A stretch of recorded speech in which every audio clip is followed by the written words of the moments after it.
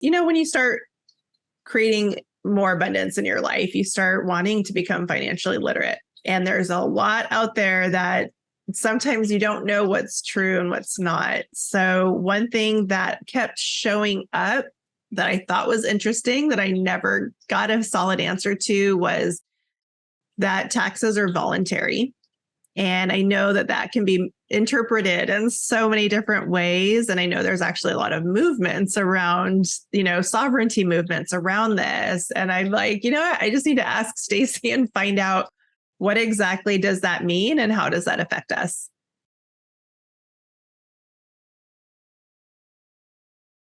Probably one of the things that really helped me just exhale on this journey was it seemed like anytime I needed to navigate or shift, you and your team just were on it with a solution for me. And I just thought, oh, wow, this is amazing. Even if we make a mistake, or even if we committed to something too soon that we didn't need, there's always a way to reroute. So I just wanted to give the audience just like some breathing room to know that you're going to make mistakes. You're not going to know how to anticipate the right decision every single time. But from what I've experienced, everything is fixable. And it's just a matter of, again, having the proper support. So back to one of my first questions that we were talking about in the opening. And I find it funny because it's so common of here we are, this brand new baby entrepreneur. We're just growing our wings. And we know logically that the IRS exists. We know that we have to pay taxes, but because we don't have any education on it, it's just this abstract, ethereal idea that's like, yeah, someday I'll deal with that when I have to. And I even remember thinking, do I wait until the IRS contacts me? I really was that naive. I didn't have any clue. And I've got some family members and friends that waited. The longest one she waited was 7 years before she faced it. And then I've even spoken to some of my entrepreneurial friends that have done so well, like multimillionaires. And they started out that way too, of that deficit up front. So what I'm really hoping in this conversation, and maybe many more to come, is what's some of the basic education that somebody needs to know to not fall into that trap? Because I almost feel like it's a guarantee. Maybe you have better statistics than I do. Like, how common is that? Yeah, so I will say it's very common. I see it all the time where we'll have a new client come in and be like, so I haven't filed taxes in 10 years or in 5 years. And can you help me? And we're like, okay, yes, we can help you. Let's go through everything and get a game plan together. Mm-hmm. And the biggest thing is whether or not you file taxes, there's really not anything wrong with not filing. What gets you in trouble is not paying taxes. Oh, interesting. Okay. Yeah. So I've had clients who will make like a 25 grand payment each year to the IRS. And it was so easy to catch them up, everything, because all their taxes were paid.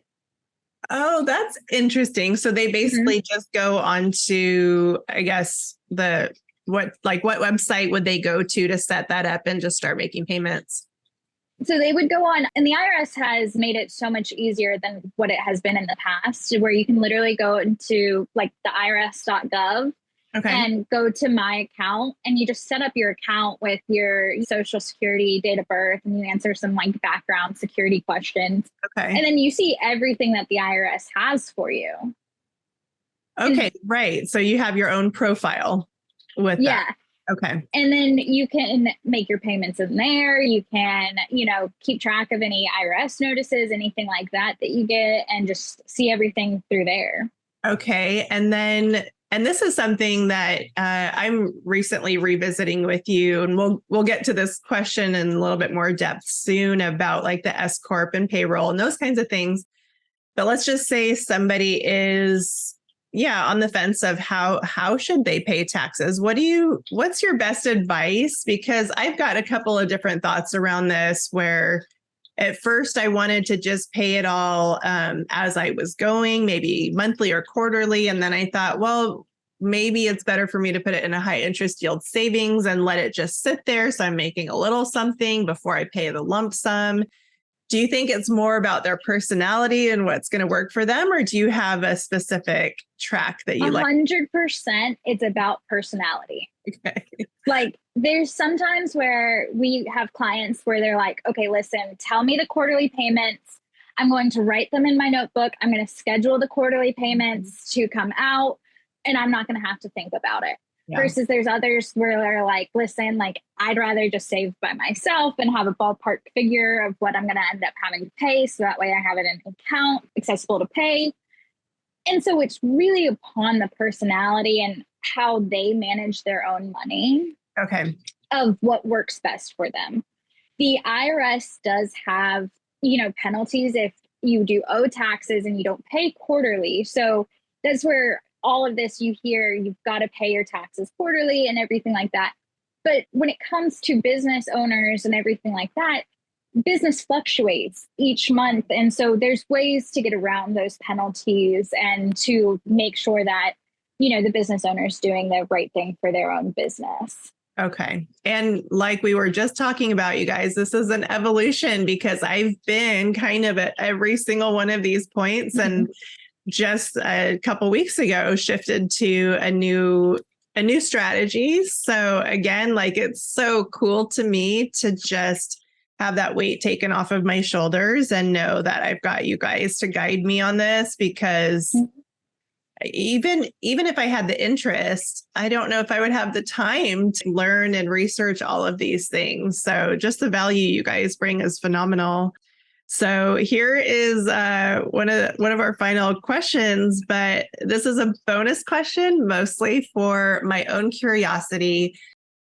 I got exposed to so many different theories and ideologies when it comes, when you start creating more abundance in your life, you start wanting to become financially literate. And there's a lot out there that sometimes you don't know what's true and what's not. So one thing that kept showing up that I thought was interesting that I never got a solid answer to was that taxes are voluntary. And I know that can be interpreted in so many different ways. And I know there's actually a lot of movements around, sovereignty movements around this. And I'm like, I just need to ask Stacie and find out what exactly does that mean and how does that affect us? Yeah. So, and taxes are voluntary is so vague because essentially what it is paying taxes is not voluntary. You're legally obligated to pay your taxes. Okay. Now, what's voluntary to take is deductions, credits, applying for your refund at the end of the year if you've been paying in taxes all year and you've been overpaying. That's a voluntary process. You're not going to get a letter from the IRS stating, hey, you never claimed your refund for 2020. We're just keeping it. That's your voluntary way to do it. And if you don't want to take your money back from the IRS, you don't have to. Oh, got it. Okay. So, yeah. That's the fun gist is you have to pay them, but if you don't owe them any money and they owe you money, that's where the voluntary portion comes in. Oh, that is hilarious. Yeah, I had even seen this YouTube clip with the IRS commissioner saying that. And I'm like, what does that even mean? So thanks for clearing that up. I know some people that are in the sovereignty spaces. Their interpretation is that you don't have to pay taxes. I mean, I won't lie. The thought was interesting to me. However, there's something so amazing about just doing your work in a really clean way. And so I will say, even though it might feel a little bit of a pinch to just step up, what it has done for me in the long run is it has freed up my energy to just actually manifest more abundance. So I'm telling you guys, don't worry about it. Just do the thing, take care of your responsibilities. Even if you're 10 years behind, know that you can dig yourself out of it, and you can do it in a way that's not going to like destroy your life by any means. So there's a way out of it wherever you might find yourself. But I would just recommend go ahead and face that monster, because it's really not. It wasn't that big of a monster by the time I faced it. I was like, oh, yeah. That's what I was so scared of. Yeah. And I mean, there's different ways and different stages. I mean, I've seen people who, and the biggest thing that I will say is don't ever get too above owing the IRS over $100,000 in taxes. That's where the IRS can be really scary. That can be where you're getting tax liens left and right, and you feel like you're underwater at all points and times, because the IRS wants to keep you underwater to get their money from you. I'm sure. But if you owe, a reasonable amount, and, and you're able to put it on a payment plan with the IRS, and you can always renegotiate your payment plan to be what you can afford. Okay. Then you're going to keep the IRS at bay, and you might get a letter every now and again that says, hey, this is what your balance is. And, and then you'll just be like, okay, cool. And you just file it away, and it can be very simple. But I will say, unless you owe the IRS $100,000, they're really not that scary. Oh, okay. That's good news, because I mean, especially us new entrepreneurs, you owe somebody $5,000 and it's scary. Yeah. Just mentally and emotionally. And at the same time, it was so amazing to me. There was something that just happened at a mental level where as soon as I decided I was going to face this, I'm telling you guys, all the solutions presented themselves. And then here I am on the other side of it, completely caught up, right where I need to be. And I look back and I'm like, wow, that actually wasn't that bad. It really wasn't. And then the other benefit is all the education that's going to come with it to make you a better business owner.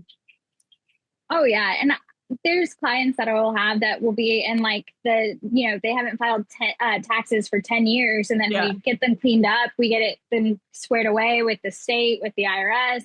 And then they're like, listen, they're like, as long as you file everything on time for me, just tell me who I've got to pay and when I've got to pay. And I'm good. And it truly does like take a monkey off of our clients' backs. And they're like, listen, you've got it handled. Just file it.